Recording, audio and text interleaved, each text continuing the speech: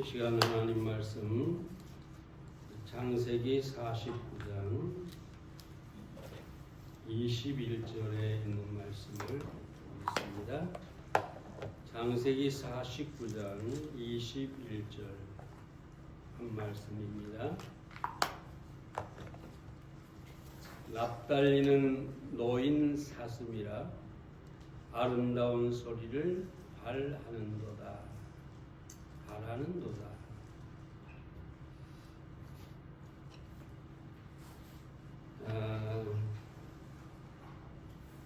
라헬은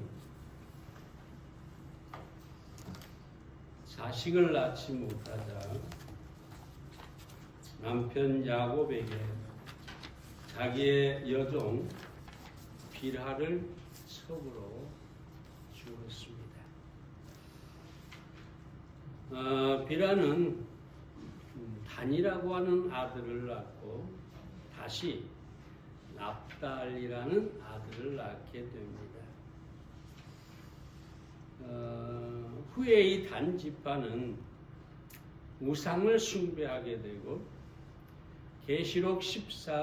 계시록에 보면 14만 4천에서 한 지파에 12만 12,000명씩 14만 4천이 나오는데 거기에 단 지파가 등장하지 않습니다. 우상을 숭배하고 평화롭게 거하는 그런 백성들을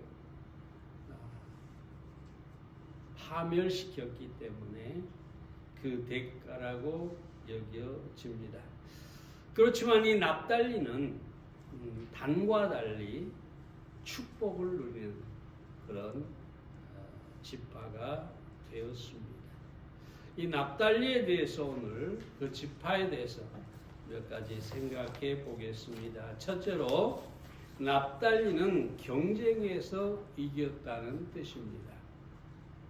창세기 30장 7절과 8절 말씀을 보면 라헬의 시녀 빌하가 다시 잉태하여 둘째 아들을 야곱에게 낳음에 라헬이 가로되 내가 형과 크게 경쟁하여 이기었다 하고 그 이름을 납달리라 하였더라. 여기서 형은 언니 레아를 말하죠. 그 레아와 경쟁해서 크게 이겼다 그러면서 기뻐합니다. 그리고 그 이름을 납달리라고 지었는데 킹 제임스 성경에 보면 큰 싸움에서 이겼다. 내가 언니 레아와의 경쟁에서 이겼다 라고 얘기를 하는 것이죠. 그래서 납달리라는 뜻은 경쟁함, 씨름함 이런 뜻입니다. 사회심리학자들은 인간이 선천적으로 경쟁 심리를 타고난다고 합니다. 남보다 내가 더 잘되고 내가 더 우월하고 내가 이기고 그래서 끊임없이 경쟁하고 누군가 비교해서 경쟁하고 이기려고 하는 이런 본성을 가지고 있다고 하는 것이죠. 심지어 어떤 사람들은 상대방을 이기기 위해서 자기 자신을 희생하고 심지어 죽어도 좋다는 내가 이긴다면 내가 죽어도 좋다는 이런 생각까지 가지고 있는데요. 경쟁적 우위 효과라고 합니다. 심리학으로 경쟁적 우위 효과. 근데 우리는 여기서 이런 경쟁의 의미보다도 생각을 좀 해보겠는데요. 교훈을 생각해 보겠는데 우리는 가난한 자가 복되다. 여기 생각을 해볼 수가 있어요. 경쟁에서 이겼다. 좀 이상하지 않습니까? 자기 언니 레아는 이미 많은 자식을 가지고 있어요. 자기는 자식이 없어요. 근데 자기 여종을 통해서 아들 둘을 낳았어요. 경쟁이 안 되죠, 사실은. 경쟁이 안 돼요. 처음부터 레아에게 치고 있고, 비록 하늘을 통해서 자식 둘을 낳았지만 여전히 부족합니다. 그런데 여기서 보면은 라헬은 기뻐합니다. 만족합니다. 내가 이겼다. 이렇게 얘기합니다. 그럼 여기서 우리가 생각할 것은 바로 그거죠.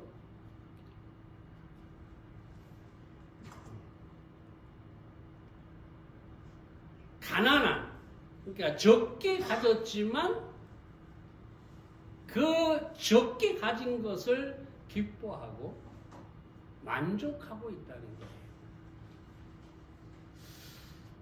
거예요. 레아는 이미 많이 가졌어요. 그런데 라헬은 자식 둘을 가졌어요. 근데 그 둘이 이겼다는 생각을 갖게 하고 만족을 주고 행복해 한다는 것이죠. 그래서 여기서 우리는 갖지 못한 자가 가졌을 때, 그러니까 심령이 가난한 자가 무엇인가를 가졌을 때 그것을 기뻐할 수 있다라는 것이죠. 사실 레아를 보면 자기가 자식 넷을 낳았지만 만족하지 못해서 자기 여종을 남편에게 주어서 또 자식을 얻고자 합니다. 많이 가졌다고 만족한 게 아니고 적게 가졌다고 해서 부족하다 생각하지 않는다는 것이죠. 그래서 여기서 우리가 이 생각을 해보는 것이죠. 심령이 가난한 자가 복이 있다. 천국이 저희 것이며 그렇게 예수님께서 마태복음 5장 3절에서 말씀하고 있죠. 다시 말해서 여기서 중요한 것은 마음에 만족이 있을 때 그것이 복된 것이고 그것이 천국이고 그것이 중요하다. 아무리 우리가 많은 것을 가져도 마음에 만족이 없으면 그건 불행이죠. 더 갖고 싶다. 레아처럼 더 많은 자식을 갖고 싶다. 그건 불행이에요. 그런데 비록 첩을 통해 두 아들을 가졌지만 라헬은 내가 이겼다 하고 기뻐하고 만족하고 있다는 거죠. 자, 여러분, 가난한 사람은, 갖지 못한 사람은 작은 것을 가질지라도 만족하기 쉽습니다. 그릇을 생각해 보세요. 작은 종재기에 간장이나 이런 것을 조금만 부어도 넘치게 되죠. 근데 큰 그릇에는 만족이 없어요. 중요한 것은 우리의 마음의 상태입니다. 내 마음이 어떠냐에 따라서 만족을 누리게 되고 내 마음이 어떠냐에 따라서 우리가 부족하다고 생각하게 된다는 것이죠. 그래서 우리는 예수님께서 말씀하신 것처럼 심령이 가난해야 됩니다. 아무리 작은 축복이 다가와도 그저 만족하고 기뻐하고 감사하는 그런 심령이 가난한 사람이 되어야 합니다. 뿐만 아니라 여기서 또 하나 생각해 볼 것은 하나님은 인간의 약함을 축복으로 바꾸신다는 거죠. 하나님께서 이스라엘 백성이 바닷가의 모래알처럼 하늘의 별같이 많아질 거라고 하시죠. 엄청난 축복이에요. 근데 이걸 어떻게 이루게 하시느냐 볼 때, 라헬이 비라를 남편에게 주어서 아들을 낳게 하고, 레아가 또 여종을 바쳐서 자식을 낳게 하고, 그래서 총 12명의 자식을 낳게 하죠. 그럼 이게 과연 하나님의 뜻이냐? 하나님은 옳고 그름이 없으시냐? 성경에는 분명히 일부일처인데 네 사람의 아내를 얻게 하고 거기서 자식을 낳게 하고 거기서 이스라엘 민족이라는 큰 민족을 말씀대로 이루게 하신 걸 보게 되는데, 여기서 이 말씀을 드립니다. 하나님의 뜻은 절대적인 것이 있고 허락하신 뜻이 있습니다. 예를 들어 절대적인 뜻은 이삭과 같죠.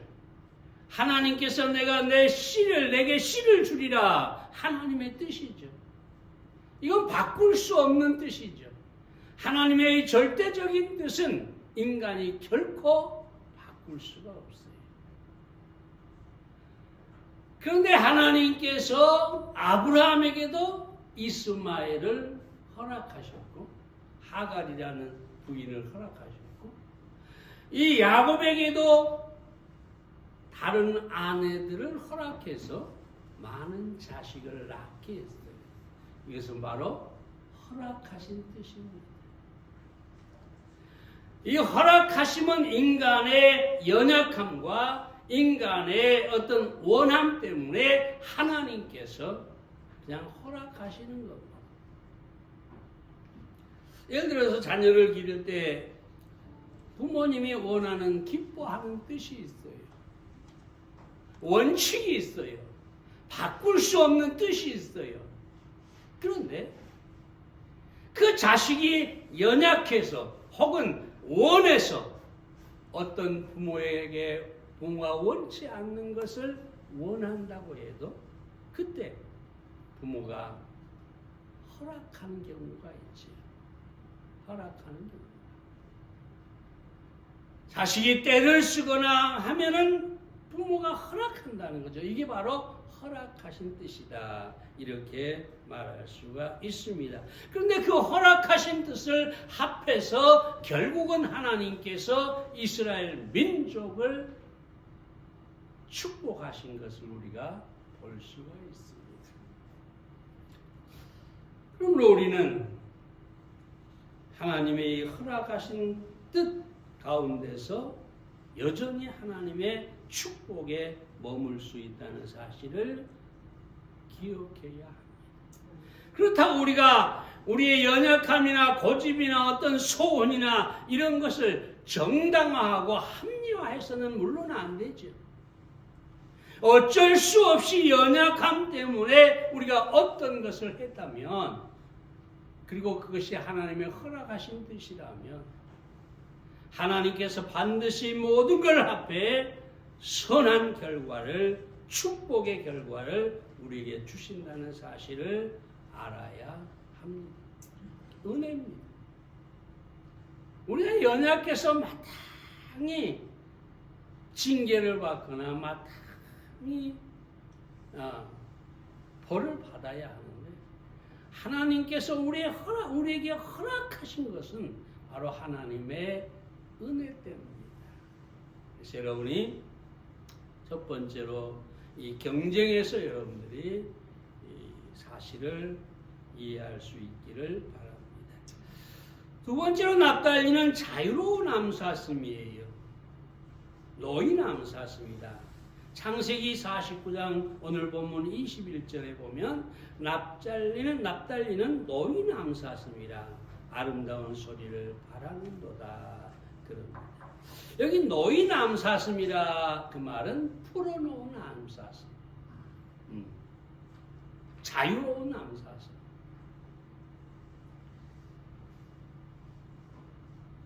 생각해 보세요. 푸른 산과 들을 뛰어다니면서 풀을 뜯고 살아가는 이 자유로운 암사슴 얼마나 아름답습니까? 시편 18편 33절에 보면 나의 발로 암사슴 같게 하시며 나를 나의 높은 곳에 두시며 라고 다윗이 노래하고 있습니다. 우리가 여기에서 몇 가지 생각을 해보겠는데요. 먼저 높은 곳에 거하는 사슴이다 라고 얘기합니다. 여러분이 사슴이나 양이나 염소는요, 높은 것을 좋아합니다. 여러분 가끔 TV나 이런 걸 통해서 보면 이 야생 염소나 야생 사슴이나 이런 것들이 완전히 그 바위, 깎아지른 절벽 같은 바위 위에서 이렇게 머무는 것을 보게 됩니다. 왜 거기에 머물까요? 안전하기 때문입니다. 사나운 짐승을 피해서 높은 곳에 올라가는 거죠. 그래서 높은 곳에 거니는 암사슴이라는 것은 안전함을 의미합니다. 자, 여러분, 우리 성도들은 안전합니다. 높은 곳에 거합니다. 잘 아는 말씀이지만은 에베소서 2장 4절부터 6절에 보면 긍휼에 풍성하신 하나님이 우리를 사랑하신 그 큰 사랑을 인하여 허물로 죽은 우리를 그리스도와 함께 살리셨고 너희가 은혜로 구원을 얻은 것이라. 또 함께 일으키사 그리스도 예수 안에서 함께 하늘에 앉히시니. 수없이 여러분에게 드린 말씀입니다. 그리스도 예수 안에서 함께 하늘에 앉히시니. 하늘은 낮은 곳입니까? 높은 곳입니까? 높은 곳입니다. 가장 높은 곳입니다. 어떤 원수라도 세상의 그 무엇이라도 우리를 하늘에 앉아있는 높은 곳에 앉아있는 우리를 해할 수가 없습니다. 우리는 안전합니다. 그럼 사랑 여러분, 하늘에 앉아있는 우리를 생각하시고 여러분이 결코 염려하거나 두려워하지 마시기를 바랍니다. 뿐만 아니라 자유로운 사슴이라고 하죠. 노인 사슴. 높은 곳에 다니게 하시리로다 라고 말하는데 이것은 자유를 말합니다. 여러분 성도들은 자유를 얻었어요. 우리는 자유로운 영혼이에요. 우리 성도들을 얽매일 수 있는 것은 아무것도 없습니다. 노인 암사슴이라는 것은 과거에 묶여 있었는데 풀어 놓았다는 뜻이죠. 우리는 많은 것에 묶여 있었어요. 죄와 사망과 심판과 또 마귀와 많은 것에 묶여 있었는데 하나님께서 우리를 풀어서 자유케 하셨다는 것이죠.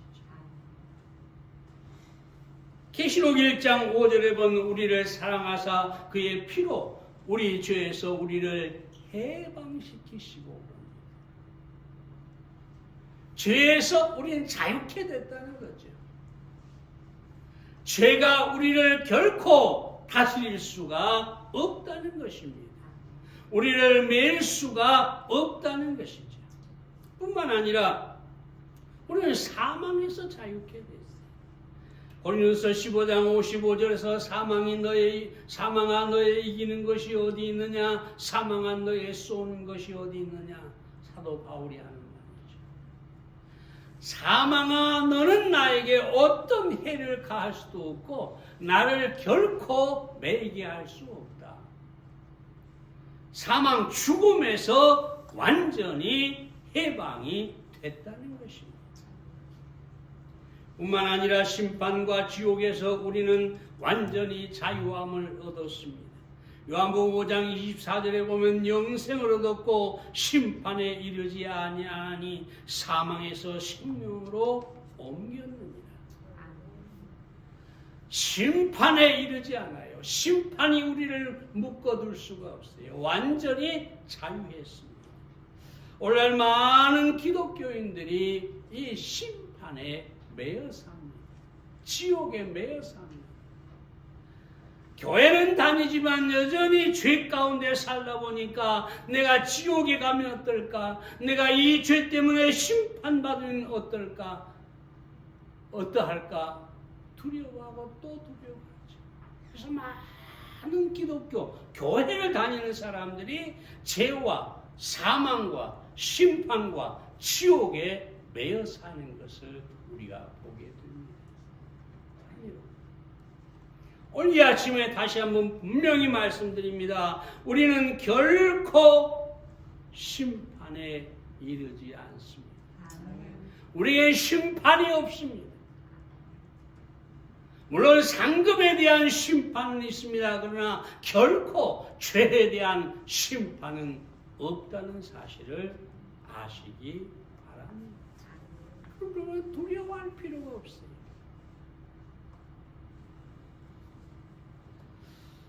쉽게 얘기하면 운동장에서 달리기를 할 때 저는 어려서 이 달리기를 잘 못했다고 말씀드렸죠. 맨 꼴찌. 네. 근데 여러분 달리면서 나는 꼴찌네, 큰일 났네, 나는 정말 그 선생님에게 매를 맞겠네, 아이고 큰일 났네, 이러고 달리는 아이가 있을까요? 없어요. 상을 받고 안 받고의 문제지 형벌의 문제가 아니라는 거죠. 심판의 문제가 아니라는 거죠. 자, 여러분, 그러면 우리는 자유로운 암사십니다. 노인 암사십니다.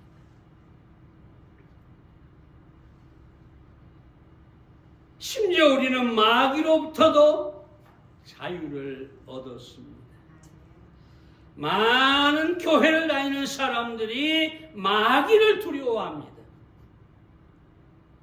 마귀를 두려워해요. 그러나 여러분, 우리는 이미 마귀로부터 자유를 얻은 사람이에요. 마귀가 우리를 어찌할 수가 없어요. 물론 시험은 할 수 있어요. 그러나 마귀가 우리를 지옥으로 보내고 마귀가 우리를 심판하거나 결코 할 수 없어요. 에베소서 2장 1절부터 있는 말씀에 쭉 보면 이 세상의 공중 권세 잡은 자가 마귀인데 그 마귀가 우리를 결코 어찌할 수 없다는 사실을 말씀하고 있습니다. 심지어 베드로가 뭐라고 합니까? 마귀를 대적하라. 네. 대적하라. 우리가 마귀를 대적하면 마귀는 반드시 물러나게 되어 있습니다. 다른 것으로 대적할 필요가 없어요. 마귀와 피 터지게 싸울 필요가 없어요.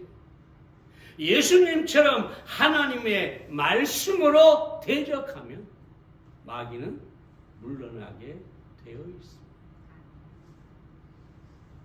그럼 사랑 여러분, 우리는 노인 암사성, 자유로운 암사성이라는 사실을 다시 한번 생각하고 자유를 누리시기 바랍니다. 뿐만 아니라 우리는 새 노래로 주를 찬송해야 합니다. 야곱은 납달리가 노인 아름다운 사슴처럼 아름다운 소리를 바란다 그랬어요. 아름다운 소리, 노래를 말하지. 여러분, 노인 사슴에게 노래가 있어요. 우리 성도들은 노인 암사슴이에요. 죄로부터, 사망으로부터, 심판으로부터, 지옥으로부터, 마귀로부터 완전히 놓였어요. 그럼 우리는 마땅히 뭘 해야 될까요? 기뻐하고 감사하고 노래하고 하나님을 찬송해야 하는 것입니다.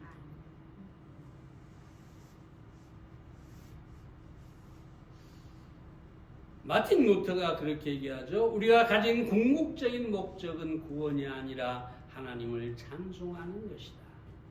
이 의미는 뭐냐 하면 우리가 구원받은 것조차도 찬송을 위한 것이다. 하나님을 찬송하도록 하나님께서 우리를 구원하신 것이다. 그러니까 여러분이 찬송하는 노인 사슴처럼 찬송하는 여러분이 되시기를 바랍니다. 미국의 찬송가 작가 헤이스팅스라는 사람이 있어요. 목사의 아들로 태어났는데 실제로 음악 교육을 전혀 받지 못했어요. 그런데 음악 교사가 됐습니다. 그 시대니까 그랬겠죠. 그리고 하나님께서 그에게 주신 은사가 있어요. 음악에 대한 재주가 있었어요. 감각이 있었어요. 그래서 그는 이런 소망을 갖고 삽니다. 아름다운 음악으로 하나님께 영광. 이게 그의 삶의 어떤 소망이었어요. 그러면서 40년 동안 교회 성가대 지휘를 했는데 600수의 이상의 찬송 시를 지었고 100곡 이상의 찬송곡을 썼어요. 그 중에서 가장 대표적인 것들 우리가 찬송하는 것들이 있는데 시온의 영광이 빛나는 아침, 만세반석 열리니, 빛나고 높은 보좌와 이런 찬송들이 바로 이 헤이스팅스가 지은 것입니다. 사랑하는 여러분, 우리가 하나님을 찬송하는 그 삶을 살아야 되겠습니다. 우리는 노인 암사슴이다. 아름다운 소리로 하나님을 찬양하는 우리가 되어야 됩니다. 세 번째로 납달리는 은혜와 복이 가득했습니다. 신명기 33장 23절 말씀을 봅니다. 납달리에 대하여는 일러스되 은혜가 족하고 여호와의 복이 가득한 납달리여 너는 서방과 남방을 얻을지로다. 모세 예언이죠. 모세는 가나안 땅에 들어가기 전에 죽음을 맞이하는데 그 가나안 땅 입구에서 그 앞에서 12지파를 축복하고 예언하는데 납달리에 대해서 이렇게 예언하는 것이죠. 은혜가 족하고 여호와의 복이 가득한 납달리다. 왜 이 납달리 지파는 서방과 남방의 땅을 차지했는데 여러분이 유대 이스라엘에 가보면 남방은 거의 사막이에요. 사람이 살 수가 없는 곳이에요. 지금도 그 남방에 가면은 아랍인들이 아주 거지처럼 살고 있어요. 아무것도 없어요. 그런데 이 서편은 지중해가 있고 동편에 갈릴리 바다가 있습니다. 그래서 이 납달리 지역은 정말 그 풍부한, 그러니까 어족도 풍부했고 고기도 풍부했고 기름진 땅도 가졌고, 그래서 이 납달리가 참으로 풍요로 하나님의 은혜가 가득한 그런 땅에서 살았다는 것을 우리가 보게 되는데요. 여기서 한 가지 짚고 넘어가고 싶은 것은 뭐냐면 이 납달리 지역은 영적으로 복을 받은 곳이라는 거죠. 영적으로.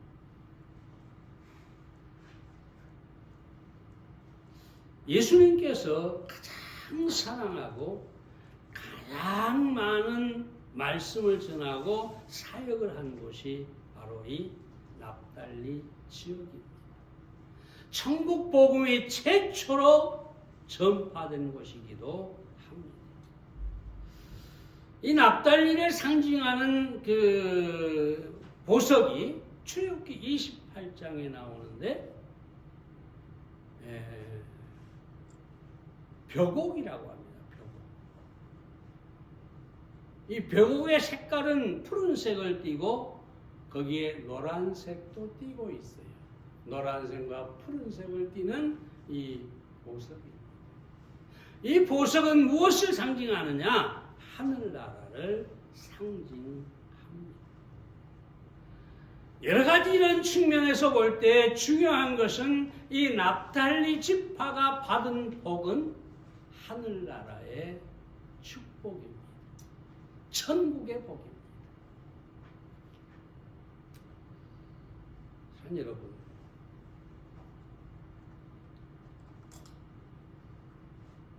이 납달리 지역이 참으로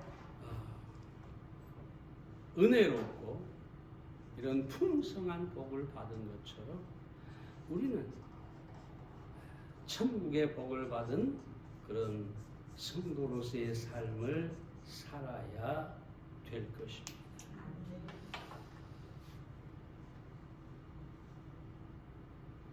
은혜가 족하다.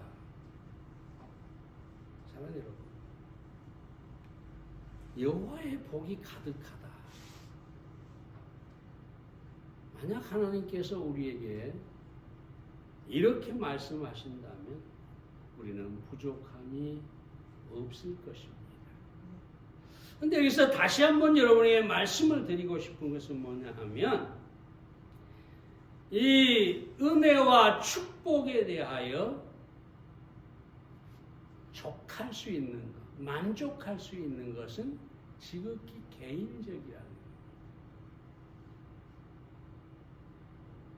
어떤 객관적인 평균이 아니라 내가 어떻게 느끼느냐에 따라서 만족이 있다는 것입니다. 그럼 사랑하는 여러분, 여러분은 정말로 이 사도 바울처럼 은혜가 족하다 이런 고백이 있으시기를 바랍니다. 정신과 의사를 흔히 헤드 슈딩크라고 하죠. 슈딩크라는 말은 오그라들다, 줄이다 또는 비운다라는 뜻입니다. 그럼 왜 정신과 의사를 헤드 슈딩크라고 하느냐? 바로 머리를 비워주는 사람. 가득 찬 머리를 쪼그라들게 해주는 사람. 그게 정신과 의사라는 것이죠. 여러분. 그래서 이 정신과 의사는 한마디로 말하면 뇌를 비워주는 사람이다. 이렇게 말할 수가 있는데요. 현대인들의 문제가 뭡니까? 이 머리가 너무 가득 차 있다는 거죠.